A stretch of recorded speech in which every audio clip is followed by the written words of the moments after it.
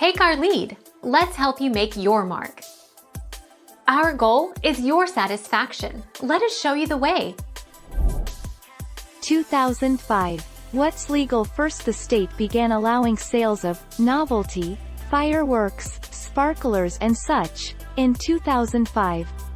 A decade later, sales of all consumer fireworks were legalized.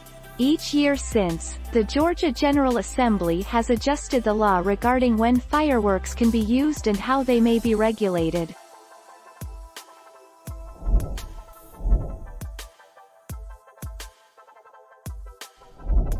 Make your mark. Take our lead.